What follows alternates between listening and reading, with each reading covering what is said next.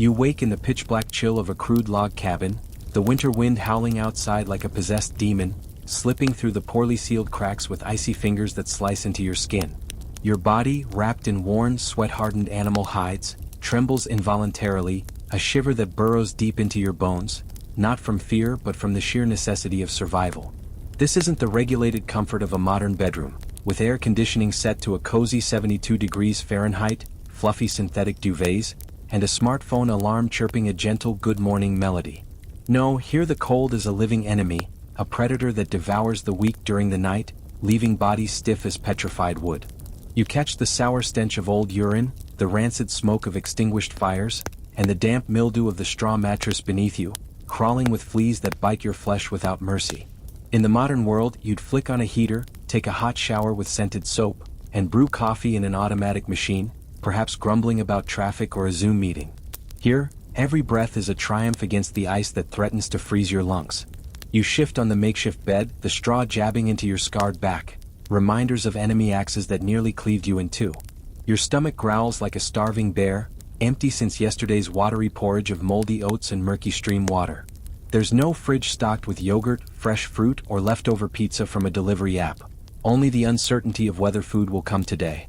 You grope in the dark, calloused hands finding flint and steel, and with a weak spark, you light a tallow torch that casts a flickering glow over the grim interior. The light reveals soot-blackened walls, rusted tools hanging on hooks, and the pale face of your wife, still asleep beside you, aged prematurely by harsh winters and difficult childbirths that claimed two of your daughters. She has no anti-aging creams or luxury spas. Her beauty is eroded by hunger and endless toil, weaving coarse wool garments while tending to the coughing children huddled in the corner, wrapped in rags. Rising with effort, your muscles ache from yesterday's exhausting rowing in the frozen fjord, hauling meager supplies from a neighboring village. Or perhaps from the bloody fight with a rival clan, where you buried your axe in the skull of a man once an ally, all for a barren patch of snow-covered land. In the modern world, aches are soothed with ibuprofen, therapeutic massages, or meditation apps promising wellness in 10 minutes. Here, pain is a constant companion, a reminder that the body is a fragile tool in a world that forgives no weakness. You pull on hardened leather pants, boots lined with rabbit fur that barely keep out the cold, and a wool tunic dyed with natural pigments, torn in several places. Over it, you don a leather armor reinforced with bone plates, marked by notches from blades that nearly killed you. There are no closets full of trendy clothes ordered online with free shipping. Every garment is handmade, patched countless times, reeking of sweat and blood. Stepping outside, the wind hits you like a fist, carrying snowflakes that sting your face like needles. The village is a cluster of similar cabins, half buried in waist-deep snow, turning every step into an exhausting struggle. Unlike the paved streets of modern cities, cleared by noisy machines and lit by LED streetlights, here the ground is a white trap, where a misstep could mean a broken leg or hypothermia. You trudge to the frozen well, smashing the ice crust with a stone hammer to draw murky water filled with sediment. You take a sip, the cold burning your throat like inverted fire, and think of modern people who turn on a tap for filtered water, bottled in plastics that pollute oceans you've never seen. The day begins with brutal tasks. You check traps in the nearby forest where snow hides treacherous roots and holes that could swallow a man whole. You find a scrawny rabbit caught, its white fur stained with blood, eyes glassy with the terror of a slow death. You kill it with a quick snap to the neck, feeling its fragile bones break under your fingers, a mercy that modern people rarely face, preferring meat packaged in sterile trays, free of the metallic stench of fresh blood. Back in the village, you help the other men reinforce the wooden palisades against potential raids. Winter makes everyone desperate. Neighboring clans, starving, attack for grain or livestock, leaving trails of mutilated bodies. Last year you lost a brother this way, his body found with entrails spilled on crimson snow, eyes open in a silent scream. There's no police to call, no life insurance or therapist to process the trauma. Only vengeance, an endless cycle of blood that stains the soul. While hammering stakes into the frozen ground, your thoughts drift to your children. Your eldest son, barely 10, already wields a wooden sword, practicing strikes that will one day be lethal. He doesn't go to school with colorful backpacks and organic snacks. He learns ancient runes scratched on boards, tales of cruel gods like Odin who demand sacrifices. Your youngest daughter coughs incessantly, likely pneumonia, with no antibiotics or hospitals equipped with X-ray machines. In the modern world, a cough like hers would be treated with syrup and rest, perhaps a day off school. Here, if she worsens, you'll bury her in a shallow grave, covered with stones to keep animals from digging her up, and carry on, because grief is a luxury winter doesn't allow. The sun, a pale disk in the gray sky, barely warms the air. You join a group of hunters armed with bows and sharpened spears, venturing deeper into the forest. The silence is oppressive, broken only by the crunch of snow under boots and the distant howl of wolves. You track deer prints, the freezing air searing your lungs with each breath. Hours pass in tension, muscles taut, eyes scanning shadows. Finally, you spot a lean stag grazing on tree bark. You draw your bow, the string cutting into calloused fingers, and loose an arrow. It hits the flank, blood spraying onto the white snow like a macabre painting. Your companions surround it, finishing with spears, the sound of tearing flesh echoing in the forest. You feel warm blood splatter your face, a stark contrast to the cold, and drag the carcass back, dividing the meat with rusted knives. This is the visceral reality modern people avoid. Hunting isn't a hobby with precision rifles and licenses. It's life or death, with the risk of becoming the hunted by bears or rivals. Back at the village, the meat is divided. A portion for your family, another for the Jarl, the leader who demands tribute for dubious protection. Your wife cooks it over an open fire, the smell of roasting meat mingling with damp wood smoke, creating a haze that stings the eyes. You eat in silence, chewing tough morsels, no exotic spices or imported wines. The children devour their share, eyes hungry without complaint. They know tomorrow might bring nothing. Compared to the modern world, where 24/7 delivery apps offer endless food options with calorie trackers and allergy filters, this is a primitive existence, where every bite is earned with sweat and risk. But the day doesn't end in peace. A scream echoes from the village's edge. Wolves have attacked the pen, killing 2 sheep, leaving entrails strewn across the snow. You rush over, sword in hand, finding fresh tracks in the body of a young shepherd, throat torn, eyes frozen in final horror. Starving wolves, driven by winter, don't distinguish prey. Humans are just meat. You organize a nighttime hunt, torches blazing, tracking the beasts in the dark.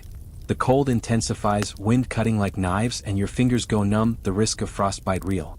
You find the pack, yellow eyes glowing in the shadows, and the fight is ferocious. A companion is bitten in the leg, bones exposed, screaming as you drive a spear into the alpha wolf. Blood and fur fly, the air filled with snarls and shouts. You win, but the victory is bitter. The wounded man may not survive, with no surgeons or antibiotics.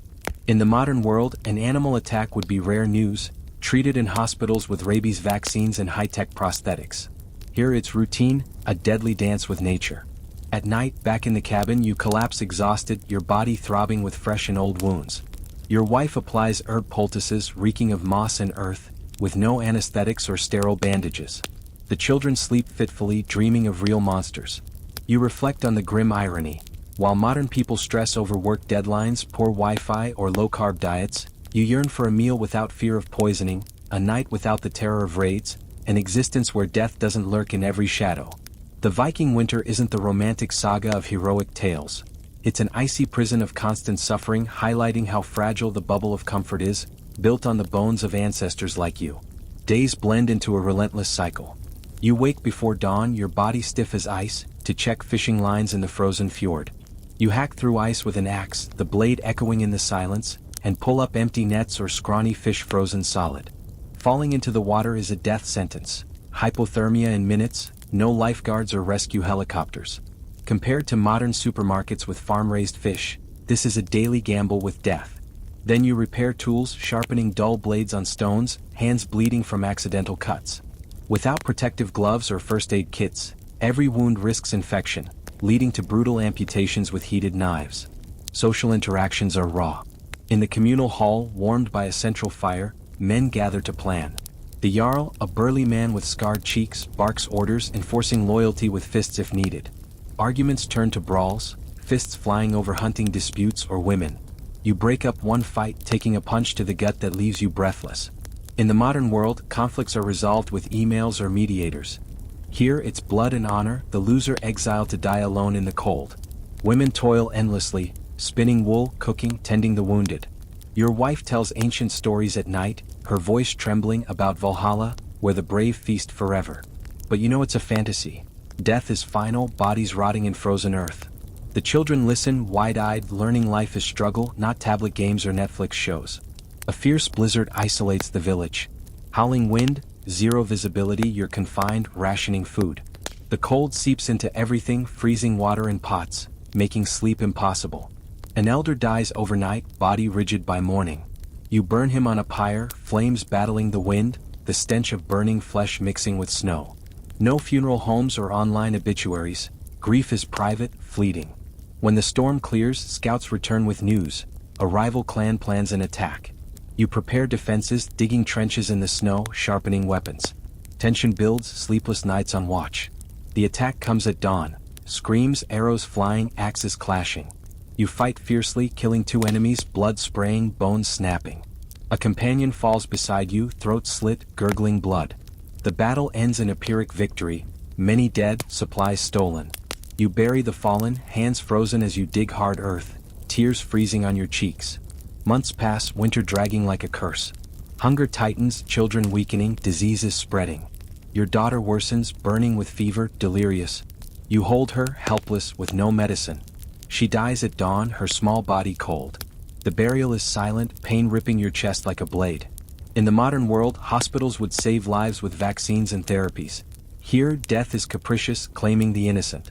Spring creeps in, snow melting, revealing preserved bodies. You plant seeds in poor soil, hoping for meager harvests. But the cycle restarts. Short summers of labor, autumns of harvest, winters of suffering. Years pass, your body aging, hair graying, teeth falling from scurvy. Your son dies in battle, another survives. Your wife passes from premature old age at 40. You carry on, alone, reflecting on the fragility. The Viking winter is brutal, real, tragic. Compared to modernity, it's a reminder of how far we've come, yet how easily we could fall. The comfort bubble is thin, built on the suffering of ancestors like you. As the relentless cycle of survival grinds on, you find yourself once more in the heart of winter's grip, where the true battle isn't just against the cold or enemies, but against the gnawing emptiness in your gut that never fully fades. Feeding yourself and your kin in this frozen hell is a torment that modern souls could scarcely comprehend. A daily ordeal woven from scarcity, risk, and unrelenting labor. In the world of gleaming supermarkets and instant deliveries, food is a convenience summoned with a tap on a screen. Groceries arriving at your door in hours, prepackaged, sanitized, and abundant, with options from every corner of the earth. You, however, wake each dawn to the stark reality that sustenance must be wrested from a hostile land, often at the cost of blood, limbs, or lives. Picture this. The first light of a pale sun filters through the cracks in your cabin's walls, but it brings no warmth, only the reminder that another day of foraging awaits. Your stomach, a hollow pit after yesterday's meager scraps, cramps with hunger pangs that feel like knives twisting inside. There's no refrigerator humming with leftovers, no pantry stocked with canned goods that last for years without spoiling. Instead, you rummage through the dark corners of your hut, hoping the last bit of salted fish hasn't turned rancid or been claimed by rats that scurry in the shadows. Last week, you caught one of those vermin gnawing at your stores, a scrawny thing itself driven mad by the same famine that plagues you. In a fit of desperation, you clubbed it and added its stringy meat to the pot, a meal so vile it made your children retch, but better than nothing. Modern people wrinkle their noses at exotic foods in restaurants, debating vegan options or gluten-free diets, while you boil whatever crawls or slithers, praying it doesn't poison you with its toxins. Venturing out, the snow crunches under your boots like brittle bones, each step sapping energy you can't afford to lose. You head to the frozen fjord, where fishing lines dangle through holes you've hacked in the ice, holes that refreeze overnight, forcing you to swing your axe again, arms burning from the effort. The water below is a murky abyss, and pulling up a line often yields nothing but frozen bait or a single undersized cod, its flesh barely enough for one person. If luck smiles, you might snag a herring or two, but scaling and gutting them in the biting wind numbs your fingers to the bone, blood from nicks mixing with the fish's slime. Back home, your wife salts them with precious crystals traded at great cost, hanging them to dry in the smoky rafters, where mold creeps in if the fire dies low. Compare this to the modern era's fish markets, where salmon flies in from Alaska, flash frozen and filleted by machines, ready for the grill with lemon and herbs sourced globally. You have no such luxuries. A bad catch means tightening belts, children crying from empty bellies, their growth stunted by malnutrition that leaves them weak and prone to the coughs that kill. Hunting amplifies the misery. You gather with the other men, bows slung over shoulders scarred from past failures, trekking miles through drifts that swallow legs up to the thighs. The forest is a silent predator, branches laden with snow that dump icy loads on your head, blurring vision and soaking furs. Tracking game, a deer or boar weakened by winter, is an art of patience and peril. One wrong move and the animal bolts, leaving you empty-handed and exhausted. When you finally loose an arrow, piercing hide with a thud that echoes your relief, the real work begins. Dragging the heavy carcass back through the snow, muscles screaming, sweat freezing on your skin. Butchering it outdoors, knife slipping on frozen fat, you lose precious meat to the cold or scavengers if you're not quick. Wolves circle, drawn by the blood scent, and more than once, you fought them off with bare hands in desperation, teeth bared like the beasts themselves. The meat, tough and gamey, must be portioned carefully. Some smoked over fires that require constant tending, wood gathered in blizzards that could bury you alive. In modern times, hunters use high-powered rifles from heated blinds, tagging animals with permits, then driving home to freezers that preserve cuts indefinitely. A spoiled batch from improper curing means dysentery, vomiting in the night, weakening you further for the next hunt. Farming, what little there is in this icy realm, is a gamble with the gods. Come the brief thaw, you till frozen soil with crude plows pulled by oxen half-starved themselves, seeds sown in plots ravaged by frost heaves. Barley and oats struggle to sprout, plagued by pests or early snows that bury the harvest. Reaping means back-breaking labor under unpredictable skies, grains threshed by hand, winnowed in winds that scatter half to the birds. Storage is a nightmare. Damp granaries breed weevils, forcing you to pick insects from your porridge, crunching their bodies between teeth already rotting from lack of fresh produce. Scurvy sets in without greens, gums bleeding, teeth loosening, a slow decay that modern diets prevent with oranges shipped from tropics or vitamin pills popped like candy. Your children swell with kwashiorkor from protein deficits, bellies bloated while limbs wither, eyes dull from anemia. In cities today, food banks and subsidies ensure no one starves. Apps track macros, diets tailored by AI. Here, a lean winter means culling the weak, old folk or sickly young sacrificed indirectly, their portions redistributed to fighters who might secure more food. Even communal meals in the Jarl's Hall underscore the hardship. A feast after a rare successful raid might include ale brewed from fermented grains, sour and thin, chased with cheese curdled from goat milk that's often bloody from mastitis. You chew on flatbreads baked on hot stones, hard as leather, dipping them in stews of roots and offal, livers, hearts, intestines boiled to mask the rot. Laughter rings hollow, bellies never truly full, and hangovers from the weak brew compound the next day's famine. Contrast this with modern banquets. Buffets overflowing with sushi, steaks, salads, calories calculated to excess, waste tossed without thought. You hoard every crumb, knowing a storm could trap you indoors for days, forcing rationing to crumbs and broth watered down until it's flavorless. The psychological toll is as brutal as the physical. Hunger clouds your mind, sharpening instincts but dulling reason. Fights erupt over scraps, alliances fracture in the face of starvation. You've seen men turn on kin, stealing from shared pots, only to be exiled into the white void, their frozen corpses found come spring. Women miscarry from undernourishment, babies born frail and fleeting. Modern society battles obesity epidemics with gyms and fad diets to shed excess. You fight emaciation, ribs protruding like cage bars, strength ebbing until even lifting an axe feels impossible. As weeks blur into months, you adapt or perish. You forage berries preserved in honey, if bees survive the cold, or chew bark for fleeting relief, stripping trees bare like a plague.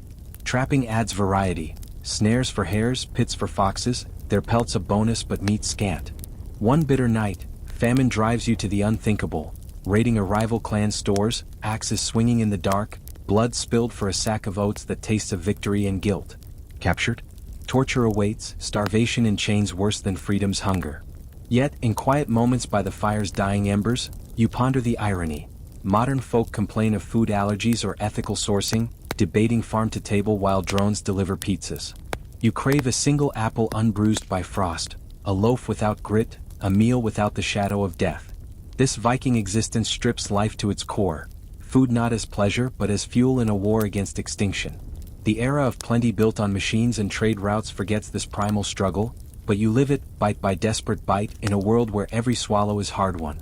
Days drag on with more trials.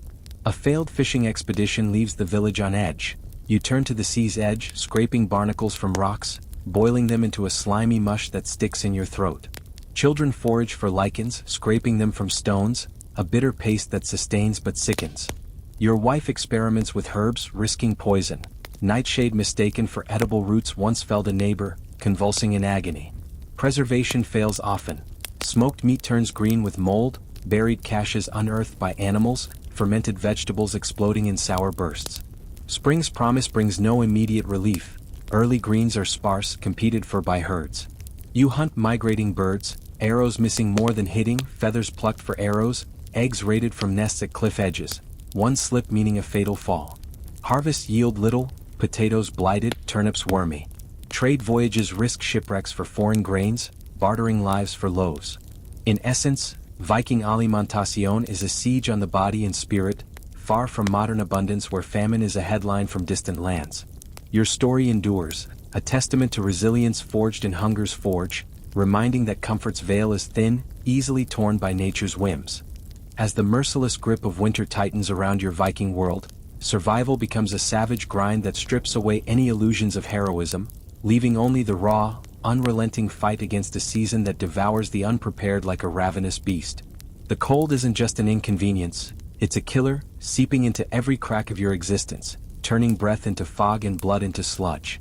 In the modern era, winter means cozy fireplaces with thermostats, heated cars gliding over salted roads, and grocery stores brimming with imported fruits to ward off the blues. You, however, huddle in a longhouse of turf and timber, walls insulated with sod that weeps moisture, floors of packed earth slick with ice from leaks that no amount of patching can fully seal. The wind howls through gaps like the screams of the damned, and you wake each morning to find your beard crusted with frost from your own exhalations, your limbs numb as if Odin's ravens have pecked away your vitality overnight. Keeping warm is a brutal ordeal, far from the electric blankets and central heating of today. You layer wool upon wool, tunics, trousers, cloaks woven from sheep's fleece that's greasy and heavy, retaining heat even when soaked, but itching against skin raw from windburn. Animal fats, rendered from seals or whales hunted in autumn's dying light, are smeared into fabrics to repel water, creating a stinking oily barrier that clings like a second skin. Furs from wolves or bears, trapped in deadly pursuits where one wrong step means becoming the prey, line your boots and hoods, but they're never enough. Your hands crack and bleed from chopping firewood, endless stacks gathered in fall, now buried under snowdrifts that force you to dig like a mole in blizzards, axes dulling on frozen logs. The central hearth, a pit of smoldering peat and wood, belches smoke that chokes the air, stinging eyes and lungs, turning the longhouse into a hazy tomb where visibility fades to arm's length. No chimneys here. The smoke escapes through a hole in the roof, often clogged by snow, trapping the acrid fumes inside. You've seen kin succumb to the black cough from inhaling it night after night, their bodies convulsing in the dim light before going still, left to freeze until spring thaws allow burial. As the merciless grip of winter tightens around your Viking world, survival becomes a savage grind that strips away any illusions of heroism, leaving only the raw, unrelenting fight against a season that devours the unprepared like a ravenous beast. The cold isn't just an inconvenience, it's a killer, seeping into every crack of your existence, turning breath into fog and blood into sludge. In the modern era, winter means cozy fireplaces with thermostats, heated cars gliding over salted roads, and grocery stores brimming with imported fruits to ward off the blues. You, however, huddle in a longhouse of turf and timber, walls insulated with sod that weeps moisture, floors of packed earth slick with ice from leaks that no amount of patching can fully seal. The wind howls through gaps like the screams of the damned, and you wake each morning to find your beard crusted with frost from your own exhalations, your limbs numb as if Odin's ravens have pecked away your vitality overnight. Keeping warm is a brutal ordeal, far from the electric blankets and central heating of today. You layer wool upon wool, tunics, trousers, cloaks woven from sheep's fleece that's greasy and heavy, retaining heat even when soaked, but itching against skin raw from windburn.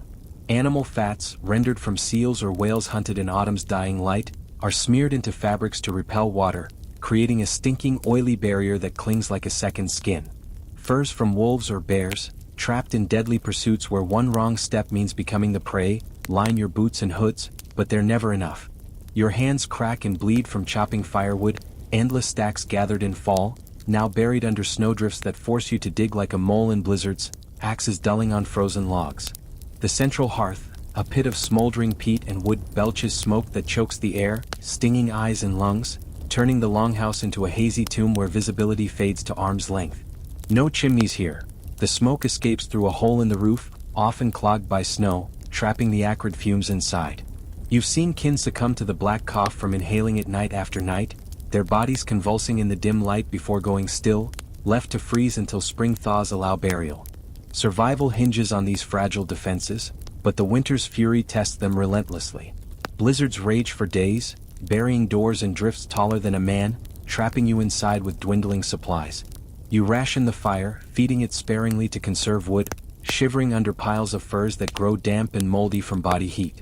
The animals, cows, goats, sheep, huddled in the same space for shared warmth, their breath mingling with yours, but their manure piles up, breeding flies and disease even in the cold. You've shoveled frozen dung with bare hands, fingers blistering, only to slip and fall into the filth, the stench embedding in your pores. In modern homes, insulation and double-glazed windows keep the chill at bay. Here, a single storm can collapse a roof under snow's weight, crushing sleepers below in a cascade of ice and timber. Last winter, your neighbor's longhouse caved in during a gale.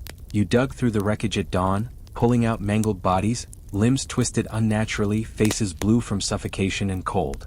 No ambulances or rescue teams, just crude tools and brute strength, with survivors scarred by frostbite, toes blackening and falling off like rotten fruit, amputated with hot knives and screams that echo through the village.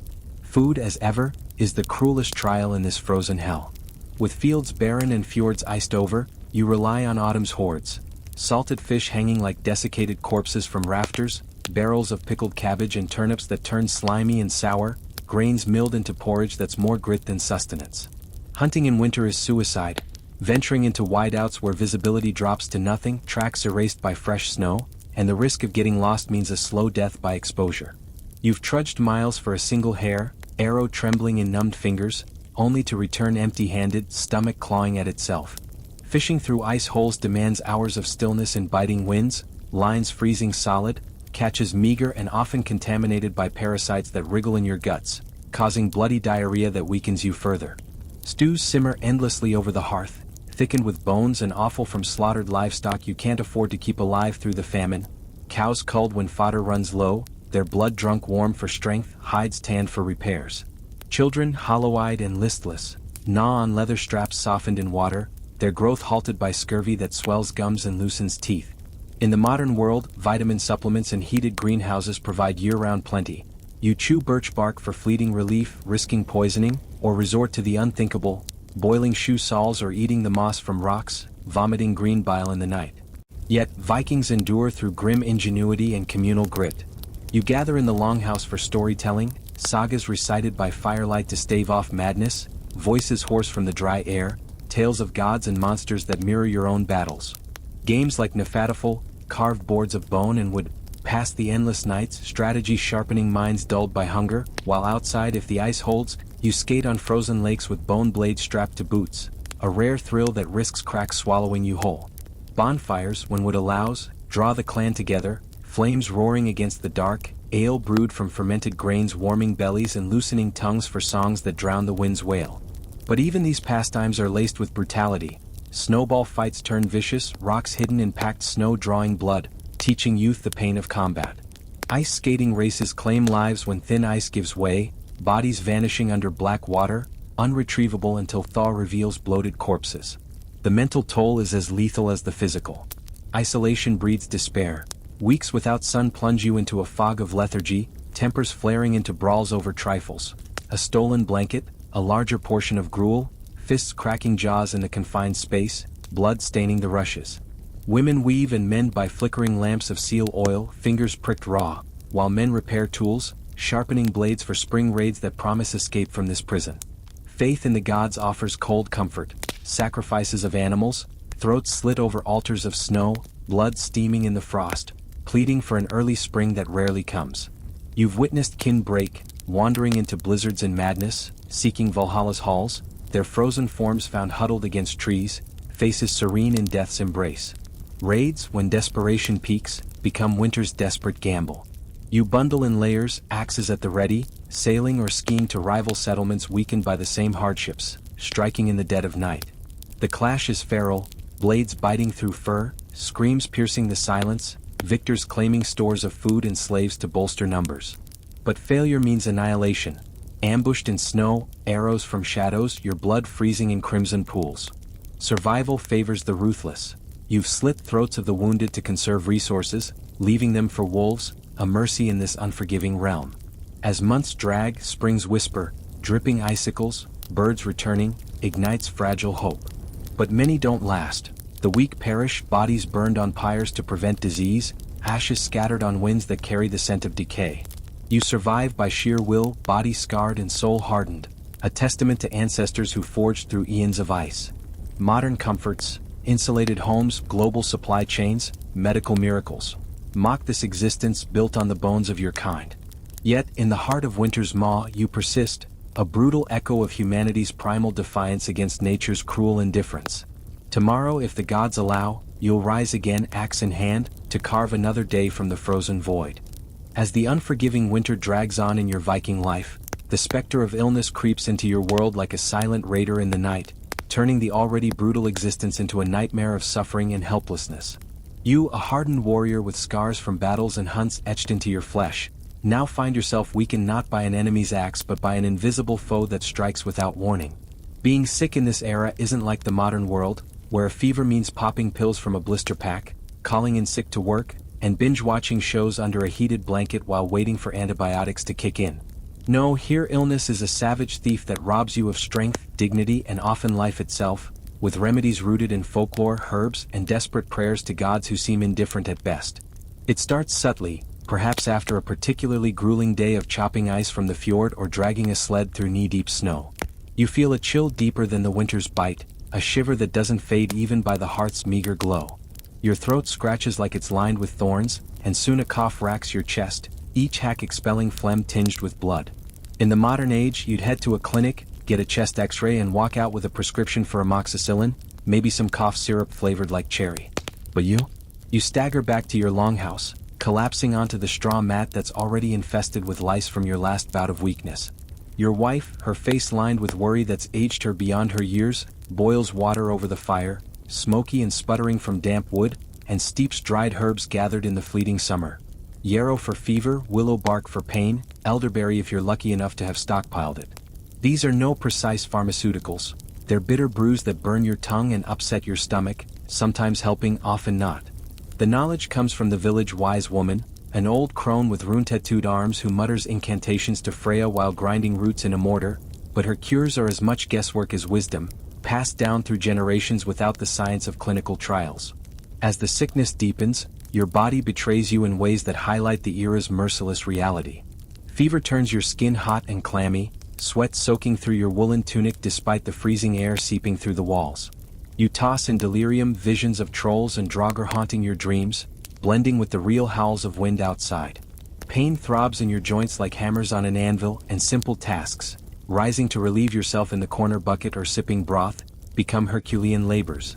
There's no hospital bed with clean sheets, no 4 drips delivering fluids and nutrients, no monitors beeping your vital signs to alert nurses. Instead, your family huddles around you, children wide-eyed with fear, knowing that if you fall, the burden of survival shifts to them. Your son, barely old enough to wield a small axe, fetches more wood, his small hands chapped and bleeding from the cold, while your daughter stirs the pot, her cough mirroring yours, a sign the plague might spread through the cramped space.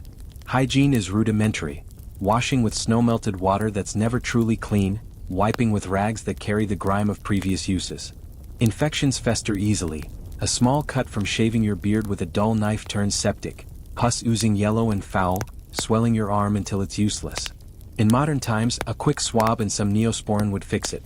Here, the wise woman might slice it open with a heated blade, draining the rot in a procedure that leaves you screaming, the smell of burning flesh filling the air. Diseases ravage without mercy, each one a unique torment tailored to this harsh world. The black cough, what modern doctors call tuberculosis, spreads like wildfire in the smoky longhouses, where families sleep shoulder to shoulder for warmth. You watch a neighbor waste away, his frame shrinking to bones wrapped in skin, blood-speckled sputum staining the floor rushes. No isolation wards or ventilators. He's left to linger until death claims him, his family feeding him what little they can spare, whispering runes for protection against the evil spirits believed to cause it. Scurvy strikes from the winter diet of salted meat and dried fish, lacking the fresh fruits that ships bring to modern ports year-round. Your gums swell and bleed, teeth loosening like rotten pegs in a ship's hull, each bite of hard-bred agony. You chew pine needles or rose hips if available, tart and ineffective, dreaming of the oranges that legends say grow in distant southern lands. Dysentery, the bloody flux, hits after eating tainted food, perhaps a hunk of meat gone bad in the storage pit, and turns your bowels to liquid fire, dehydrating you until your eyes sink into sockets, skin hanging loose. No oral rehydration solutions or Imodium. You drink herbal teas of oak bark, tannic and astringent, while lying in your own filth, too weak to move, the stench attracting flies even in the cold. Worse are the plagues that sweep through villages like Odin's wrath. Smallpox, carried by traders from far-off raids, leaves pox marks on survivors, if they live, turning handsome faces into pitted horrors. You recall the outbreak 2 winters past, feverish children blistering, their cries echoing through the night, parents holding vigils with no hope but fate. The dead are burned quickly to halt the spread, acrid smoke rising as a grim beacon. Measles blinds the young, leaving them stumbling in the dark, dependent on kin who can barely feed themselves. No vaccines, no herd immunity from global campaigns. Survival is luck, the strong enduring while the weak perish. Mental illnesses too are brutal. The berserker madness that grips some after trauma, turning them violent and incoherent, blamed on possession by spirits. No therapists or antidepressants. They're restrained with ropes, fed calming herbs like valerian, or exiled to wander the wilds, freezing or starving alone. Women face unique horrors and illness. Childbirth, already perilous, becomes deadly with infection. Puerperal fever claiming mothers in sweaty agonies, no cesarean sections or epidurals. Your wife, after a difficult labor, lies pale and shivering, the midwife packing wounds with moss and honey, a crude antiseptic that sometimes works but often fails, leading to sepsis that rots from within. Miscarriages from malnutrition leave her bleeding and broken, no ultrasounds to foresee or prevent. Menstruation brings cramps treated with nettle tea, but in weakness, it's ignored amid greater pains. As illness lingers, the line between living and dying blurs, and dealing with death becomes an intimate, inescapable part of your existence. In the Viking Age, death isn't sanitized like in modern funerals with embalmed bodies and caskets, eulogies over coffee and crematoriums that handle the mess discreetly. It's raw, immediate and communal, a ritual woven with pagan beliefs, grief and practicality. When sickness claims someone, say your elderly father, his breath rattling like wind in dry leaves, you're there at the end, holding his hand, feeling the life ebb as his eyes glaze over. No hospice care with morphine to ease the passing. He endures the pain, perhaps sipping a poppy seed brew for mild relief, muttering prayers to enter Valhalla if he died in battle's memory, or hell's realm if not. The body is prepared with reverence and haste, for decay sets in quickly even in cold, and spirits might linger. You wash the corpse with herb-infused water, comb the hair, dress it in finest clothes, perhaps the tunic he wore to his last raid, and place grave goods. An axe for a warrior, jewelry for a woman, food for the journey. No morticians, it's family work, hands trembling as you close eyelids with coins, the metallic clink of finality. Burials vary, ship burials for the mighty, bodies set aflame on pyres at sea, smoke carrying souls to the gods. For common folk like you, it's a grave dug in frozen earth, shovel biting hard soil, back aching as you lower the wrapped form, stones piled to ward off animals. Runes carved on markers invoke protection, but wolves often dig anyway, scattering bones, a desecration that haunts dreams. Grief is stoic, not therapized. You don't have support groups or counselors. You drink mead at the funeral feast, toasting the dead with stories of their deeds, laughter mixing with tears. Women keen in mourning songs, hair unbound, but life demands you move on, chop wood, hunt or starve. Beliefs sustain. Warriors dream of Valhalla's halls, feasting with Odin, while others go to Folkvanger or Niflhel. Sacrifices, animals' throats slit over graves, appease gods ensuring the dead rest. But doubt creeps in, is it real or just tales to comfort the living? Children learn death early. Your son buries a sibling lost to fever, small body light in his arms, teaching resilience. Raids bring mass death, bodies left on fields, ravens feasting, no time for rites. You strip armor from foes, leaving them for beasts, a pragmatic brutality. As years pass, death accumulates, friends from raids, kin from illness, hardening you. Modern death is distant, in hospitals with machines prolonging life. Yours is close, visceral, a constant companion. You face it with axe in hand, runes on tongue, surviving to honor the fallen. The cycle repeats as another illness strikes your household. A wound from a hunt festers, red streaks climbing your leg like venomous vines. Pain shoots with each step, fever blurring vision. The wise woman arrives, her bag of bones and herbs clinking, diagnosing blood poisoning. She lances the swelling, pus spurting hot and foul, then packs it with moldy bread, penicillin's ancestor, unknown to you as such. You bite on leather to stifle screams, sweat pouring as she chants to drive out evil. Recovery is slow. Weeks bedridden, family straining to compensate, your wife hunting small game, children gathering firewood. Weakness lingers, muscles atrophied, a reminder that illness steals not just health but future strength. Pandemics decimate villages. The Great Sickness, perhaps influenza from traders, fells dozens. You quarantine crudely, barring doors, but it spreads via shared tools. Bodies pile up, burned in mass pyres, flames roaring against night, smell of charring flesh choking the air. Survivors scarred, communities fractured. Dealing with suicide from despair is taboo, denied Valhalla, buried at crossroads with stakes through hearts to pin restless spirits. You prevent it with community watches, forcing the afflicted to work through pain. Elderly deaths are expected but harsh. Your mother, arthritic and blind, chooses exposure, wandering into snow to die, easing family burden. You find her frozen, expression peaceful, burying her with honors. Infant mortality is commonplace. Half your children die young, fevers, whooping cough, each loss a dagger.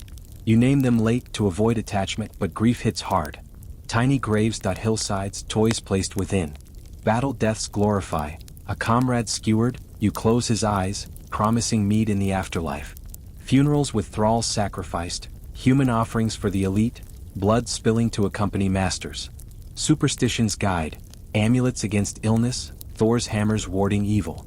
Dreams interpreted as omens, guiding treatments. As you age, illness accumulates, rheumatism from cold, vision fading. Death approaches, you reflect. Life's brutality forges bonds, death a passage, not end. Modern contrasts stark. MRIs detect early, surgeries fix, grief counseled. Yours primitive yet profound, death integral, teaching value of life. The story endures, illness and death shaping your Viking soul, resilient amid suffering.